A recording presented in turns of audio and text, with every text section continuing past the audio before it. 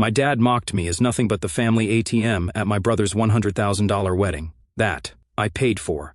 So I showed them the ending when the machine finally shut down forever and completely. My name's Adam. I'm 33 years old, and for the past decade I've been the family ATM with a pulse. It wasn't always like this. I used to think we were close, the kind of family that joked around, looked out for each other, and celebrated birthdays with bad cake and worse karaoke. But somewhere along the line that changed. I got a job straight out of high school, skipped the whole college route, and somehow still managed to build something for myself. I started a logistics company when I was 23. After 5 years of barely scraping by, something clicked. Contracts poured in. I didn't just survive, I thrived. When the money started flowing, so did the calls from home. It started small, a couple $100s here, a car payment there. Then came the credit card debt, mom's dental work, dad's truck, my sister's tuition, and my brother Jason always needed just a bit to hold him over. He was the golden child, even after dropping out of college twice and quitting 3 jobs in a row. Every time he crashed, the whole family acted like it was a fluke, like Jason just had bad luck and I had extra to spare. I never really pushed back. I told myself it was fine, that helping family was what you did when you made it. But over the years I noticed something. Every thank you got shorter, every request got louder. Somewhere along the way, thank you turned into finally. It all came to a head at Jason's wedding. I had already spent a ridiculous amount to make that day happen. My parents guilted me into it slowly, like boiling a frog. Just help with the venue became, well, we can't do flowers without the photographer. Then the cake wasn't included in catering. Finally, it was Jason's big day. Can't you just cover the rest? And I did. All in, I fronted just under $100,000. No one asked me once if that was okay. They just expected it, like I was paying back some invisible debt I owed them for daring to make it without a degree. The wedding itself was beautiful, I'll give them that. It was a big vineyard property with sunset lighting and a string quartet, playing a soft instrumental version of Can't Help Falling in Love. Everything looked like a Pinterest board exploded in real life. But even as people clinked glasses and danced under fairy lights, I couldn't shake the feeling that I wasn't really there. I wasn't listed in the program, wasn't seated near the bridal party, wasn't even asked to speak. I chalked it up to Jason being overwhelmed, or so I told myself. Then came the speeches. My dad, already a few drinks in, took the mic after the best man. He wore that smug half smile he gets when he thinks he's being clever, and he looked directly at me. We always knew Jason would find someone special, Dad began, slurring just slightly. He's got charm, good looks, and now he's finally settling down. As for Adam, he chuckled, letting the silence drag. He's not married, not educated. But hey, at least he's good for a check. The room erupted in laughter. Not awkward chuckles, but full-on laughter. Even Jason laughed. My mom covered her mouth like it was all in good fun. The bride, Ava, smiled politely but said nothing. I just froze. I stared at them from my seat, I don't even know how long. I was too stunned to be embarrassed, too numb to be angry. Then something in me snapped, not like a sudden outburst, but like a string being cut, quiet and final. I stood up, walked to the front, and took the mic from my dad. He tried to hand it to me like it was all just a friendly jab, but I didn't look at him. I looked at the crowd. You know what? I said, my voice calm, too calm. He's right. The room quieted. I'm not married. I never got a degree. I don't have a wife or a kid. But I do have something none of you seem to care about. A spine and a memory. I turned to Jason and Ava. You know that $100,000 wedding gift, the one I wired for this venue, the catering, the band, the designer gown? Forget it. You could hear a fork drop. Before anyone says it was a joke, let me remind you, jokes usually come with a punchline. That was just you laughing at the guy who made this all possible. Ava opened her mouth, probably to smooth it over, but I wasn't done. I turned to the guests. I spent the last 10 years making sure this family didn't fall apart, paid off debts, kept the lights on, covered every emergency Jason created. In return, I got silence. I got eye rolls. I got treated like a donor system, donor instead of a brother.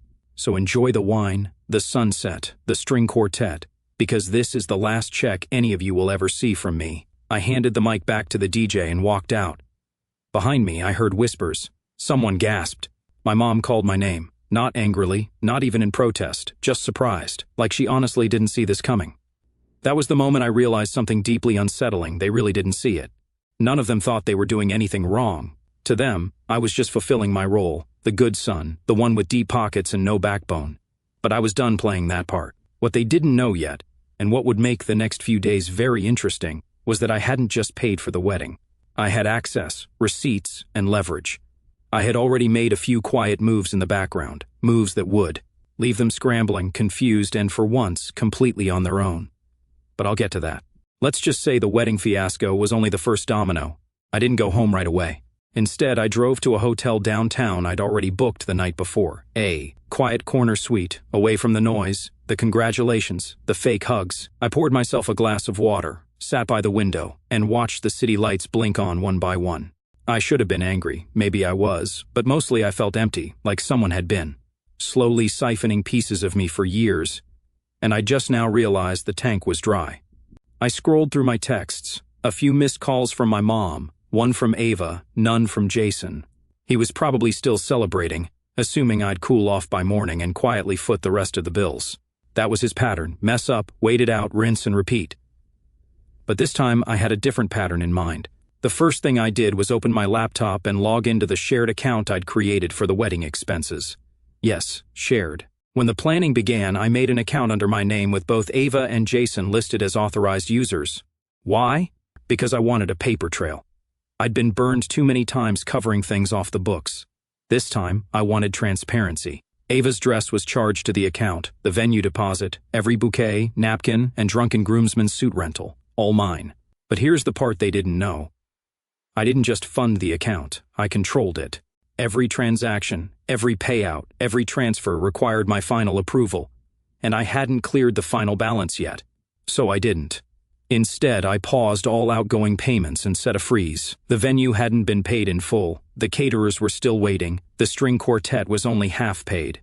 It wasn't petty, it was practical. If I wasn't family, if I was just a wallet, then let's treat it like business. When the respect dries up, so does the funding. I stared at the "Are you sure?" confirmation screen for a long minute, then clicked yes. The second thing I did was message a lawyer friend of mine, Miranda. Smart, sharp, and twice as petty as I was when she got fired up. I told her everything: the funding, the contract, the insult, the freeze. She sent me back a laughing emoji and said, "Give me a day. I'll make sure it hurts, legally but politely." That was the start. The next morning, my phone buzzed at 6:13 in the morning. It was Mom. "Adam." Her voice was raspy. "Where are you?" "Why?" "Well, Jason says something happened. He said you made a scene." "No, Dad made a scene," I responded. I could hear her exhale slowly, like she was trying to decide how to play it. "Sweetie, you know how he is. He was just joking. Don't call me sweetie." A pause. "Okay," she said, more cautious now. "Look, tensions were high, but we can talk. Jason's hurt. Ava's upset. I'm not your bank anymore." Silence. "I'm serious, Mom. I'm done. You've treated my success like a shared family resource, like it's secondary to whatever disaster Jason walked into next. That ends now." Her voice cracked just slightly.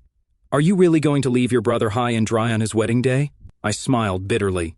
I already paid for the champagne. Seems like a fitting toast. I hung up.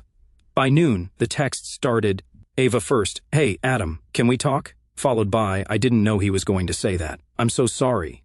Then Jason, "Just 3 words, we need you." That was rich. They didn't need me the night before when they were laughing in a circle like I was the butt of a sitcom. They didn't need me when they left me off the seating chart. They didn't need me when they booked a $6,000 honeymoon suite in Santorini on my card. Oh yeah, that was next. I called the travel agency I'd booked the honeymoon through because of course they had delegated even that to me and canceled everything. The deposit was non-refundable, the rest was unpaid. By 2 in the afternoon, I got a call from Jason. He didn't open with hello. "You canceled our honeymoon?" "Yep." "You're being insane, man. That was low. You can't just—" "I did. You know what he's like," he said. "Yeah," I snapped. "I do. That's why I'm finally doing something about it." He started to say something, but I was done. "Jason, I gave you everything. And every time I did, you treated it like it was owed. You treated me like a backup plan. So, here's the new plan. There is no backup. Figure it out." I ended the call and muted the thread. Then I took a deep breath, leaned back in the chair, and let the silence settle around me. But the fallout was just beginning, because I hadn't just frozen payments and canceled travel plans. No, I had one more piece of the puzzle to play. One last move that would shift the ground beneath them completely. A move tied to the house. Not the one I lived in. I kept my space modest. A 2-bedroom condo, modern, quiet, just enough room for peace and a home office. I'm talking about their house, the one my parents had gifted to Jason and Ava as a wedding present. Except here's the catch, I was the one who bought it. 3 years ago, after Dad's heart scare and Mom's surgery, the pressure started to mount. They said they needed to downsize. Claimed the old house was too much, too far from hospitals, and the mortgage was behind. So I stepped in, bought the place outright, cleared the debt, and even had the deed moved into a trust. One I managed. They lived there comfortably, rent-free, under one condition: no major changes or transfers without my approval. Fast forward to the month before the wedding. One night during dinner, Dad casually mentioned they were thinking of gifting the house to Jason and Ava. "Start them off right," he said. I thought he was joking. "Why would you do that?" I asked, keeping my tone neutral. "Well," Mom said, buttering a roll, "Jason's starting his life, and he needs stability. Besides, you've always said you didn't want the house." "That's because I own it," I replied slowly. "It's not a hand-me-down. I paid for it." Dad waved a hand. "Semantics. It's all family. I should have stopped it right then. I should have been firmer, but part of me, the stupid, loyal, still trying part, thought it was just a thought, a conversation over dinner, not a plan. It turns out, while I was funding a wedding, my parents had started paperwork behind my back. They didn't tell me because they assumed I'd come around like always, that I'd keep paying and smiling. But now it was time to educate them. Miranda came through the next morning. She sent me a neat 2-page document outlining exactly how the house was tied up in the trust, how no transfers could legally happen without my signature, and how any unauthorized attempt would not only be void but also fraudulent. I forwarded it to my parents with no message, just the PDF. It took 38 minutes for Dad to call. "You think you're being clever," he growled, skipping the greeting entirely. "You're going to humiliate your family over a piece of paper?" "No," I said flatly. "You already did that last night." There was a pause. "You always take things so personally," he muttered. "And you never take anything seriously," I snapped. "You stood there in front of everyone and called me a checkbook with legs. You all laughed like it was true. So now I'm just living up to the role, shutting it closed. You're being dramatic." "No," I repeated. "I'm being done." I hung up. 10 minutes later, my mom texted, a long, rambling mix of guilt-tripping and half-hearted apologies. "We didn't mean it like that. You know your father's sense of humor. Jason was just nervous and went along with it. Ava feels awful.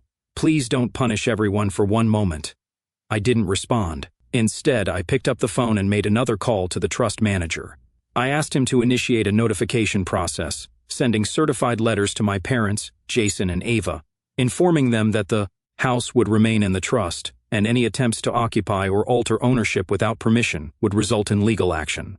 It wasn't just about the house anymore. It was about sending a message, a final message. But I didn't stop there, because if they thought the wedding fallout was bad, they hadn't realized what I'd done to the business fund. Last year, Jason came to me with what he called a can't-miss investment. He wanted to start a gym, nothing fancy, just weights, cardio, and a smoothie bar. He had no plan, no partners, no experience. But he had the confidence of a man who'd always had a net beneath him. Still, I gave him $40,000 with a contract. I told him I wasn't giving him the money, I was loaning it at 0%. Interest, generous terms, repayment deferred for 6 months. He signed the contract with a grin like he'd just passed a pop quiz. He never paid a cent back, and I never pressed it until now. That same morning, I had Miranda prepare a letter of intent to collect the full amount with a 30-day notice. Failure to respond would result in civil litigation and seizure of assets tied to the LLC he'd lazily set up under his name. Was it harsh? Maybe. But after years of being their fallback plan, I finally realized something. They'd never change if they didn't have to. For the first time in my life, I was giving them no choice. By the end of the week, the calls had turned frantic. Ava left me a voicemail, crying softly. I didn't know they'd done that. I didn't know about the house or the money. I swear I didn't. Please don't ruin our lives over a joke. Jason's a good man. He looks up to you. That one almost got me. Almost. But I remembered how she laughed, maybe not loudly, but enough to stand beside them, not with me. So I didn't respond. Instead, I called the bank to review my auto payments. One by one, I shut them off. My parents' car insurance, the utilities, the phone plan I'd quietly been covering. For 3 of their lines, my mom's recurring pharmacy charge, Jason's business card, Ava's student loan. Yes, I'd been helping with that too. It all stopped. As the silence stretched into days, then a week, I started to feel something new, not guilt, not spite, but relief. For the first time in years, I didn't wake up with 10 demands waiting in my inbox. I didn't brace myself every time the phone buzzed. I didn't feel like my success was a shared pie everyone else got a slice of while I cleaned up the crumbs. But deep down, I knew the silence wouldn't last forever. I was right, because last night, someone knocked on my door. It was close to 10 in the evening when the knock came. Not a soft tap, but a firm, deliberate 3-hit rhythm. I was halfway through a documentary with my phone on silent and a warm mug of tea in hand. I muted the TV and just waited. I live in a secured building. Nobody just shows up. Not unannounced. Not at that hour. The knock came again. I stood slowly, set my mug down, and walked to the peephole. It was Jason, of course. He was dressed in that same ill-fitting blazer he wore to every job interview he never followed through on. No tie, hair messy, like he'd driven over in a rush. He looked not angry, but rattled. His eyes were red. Not from crying, probably from exhaustion or stress. And he was gripping something in his hand, a folder. I didn't open the door. "Adam," he said, raising his voice just enough to be heard through the wood. "Please, just 5 minutes." I didn't answer. He stood there in silence for a few seconds, then sighed, leaned forward, and rested his forehead on the door. "I messed up, okay? I messed up." Still, I said nothing. "I thought I could fix it," he muttered. "I thought if I handled the honeymoon stuff or talked to Dad or made Ava reach out, something would give. But it's just..." His voice cracked. "It's just all falling apart, man." I leaned my head against the door, too. We were inches apart, separated only by a slab of oak and a decade of resentment. He sniffed. "They're panicking. Mom's having these dizzy spells. Dad's pretending like he's not worried, but he called me 3 times today asking if the notice was real. Ava's been staying with her parents because she's embarrassed. The business..." He trailed off, then let out a weak laugh. "I'm behind on payroll. I don't even have staff. Just 2 guys who won't stop texting me about invoices. I tried to sell the sound system from the wedding to cover rent, but it turns out we never owned it." I didn't move, not yet. Then came the softer tone, the one he used when we were kids, and he got in trouble and needed me to lie for him. "I know I don't deserve anything from you right now, but I thought maybe you'd want to see this." He held the folder up to the peephole. "It's everything. The wedding budget, the statements. I annotated what came from you, what came from us. Ava didn't know most of it. She was told your gift was just the catering. I didn't tell her about the rest because, I don't know, pride maybe." He lowered the folder, the gym, the papers, the lease. "I wrote a letter too. It's probably pathetic, but it's in there. I didn't want you to think I didn't care. I did. I do. I just didn't know how to show it without looking weak in front of them." There was a long pause. "I looked up to you, still do. I got used to everyone else acting like your success wasn't real, because it didn't come with a diploma or a wedding ring, but it was real. You made it real, and I was jealous. That's the truth. Jealous you didn't need their approval. Jealous you didn't need mine." I finally spoke. "Leave the folder." He hesitated. "That's it for now." Another long silence, then a quiet, "Okay." I heard the rustle of paper as he slid it under the door. When I opened the door a few minutes later, the hallway was empty, just the folder resting against the frame like a white flag. I carried it to the kitchen, flipped on the light, and sat at the table. I didn't even touch my tea, just opened the folder and started reading. Jason had, in fact, gone through the effort. There were spreadsheets, receipts, handwritten notes, little yellow tabs sticking out with scribbled explanations. This was Adam. Forgot to thank him. Dad insisted on this. Overpriced. Ava thought this was from her parents, my fault. And then the letter. It wasn't long, barely a page, but it was real. No fake apologies, no excuses, just an acknowledgement. A raw, fumbling attempt to admit fault without groveling. Jason wasn't good with words, but the guilt was there, the shame, and maybe buried deep, a flicker of actual remorse. Still, a letter and a spreadsheet don't undo years of being taken for granted. They don't erase the fact that he laughed when Dad mocked me. They don't magically refill a well that's been bone dry for years, but they were a start. I placed the letter face down and leaned back in my chair. Then my phone buzzed. It was an email from the venue coordinator. Subject line, urgent payment dispute escalation. Apparently, Jason had tried to cover the unpaid balance using one of the shared cards I'd frozen. The transaction failed. The coordinator had called my office, thinking maybe I'd changed banks. She was giving me 48 hours to resolve the issue before involving their legal department. I stared at the screen for a long time, and that's when it hit me. Jason hadn't come to apologize. He'd come to buy time. I stared at the email a little longer, rereading it just to be sure. 48 hours, legal escalation, payment dispute. So that was it. The real reason he showed up, not to take accountability, not to finally grow up or fix anything, just to stall, to hit the brakes before the whole thing crashed in public, or worse, on paper. And it worked for a second. I almost believed he'd changed. Almost. I closed my laptop and pushed the folder away like it was something rotten.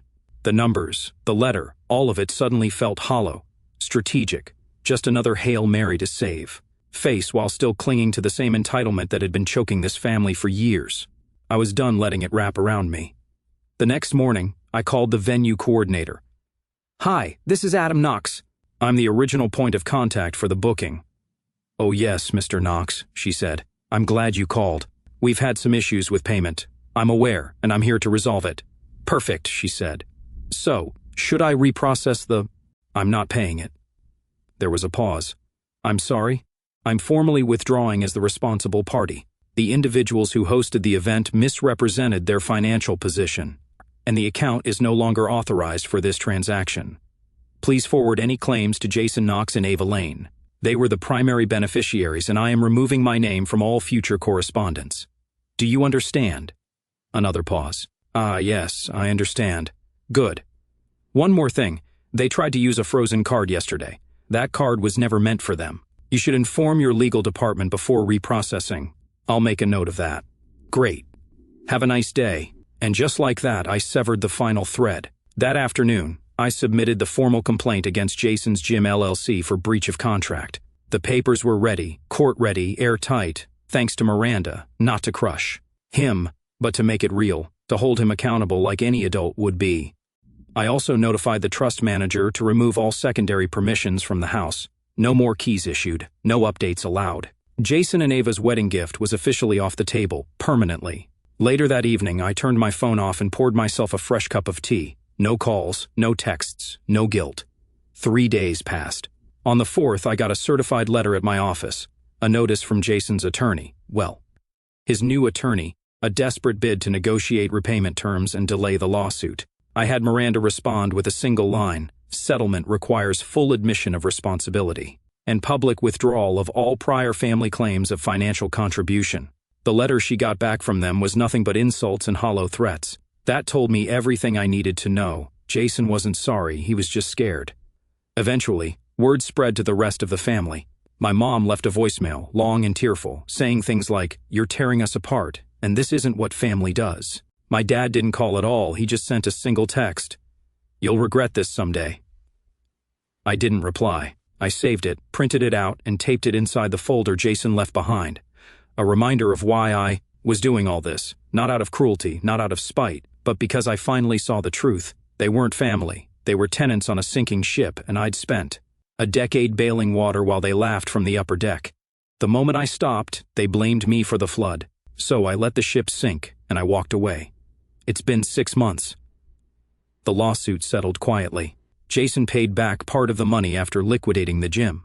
Ava left him, apparently. She found out about a few more lies tucked away between bad investments and family stress. My parents downsized again, this time to a small rental they can barely afford. The utilities, the car insurance, the phone plan, that's on them now. And me? I'm good, better than good. I travel, I read, I laugh at stupid movies. I go entire weeks without a single phone call asking for money. I'm not just the guy who made it anymore. I'm the guy who kept it by finally letting go. And in case you're wondering, no, I don't regret it.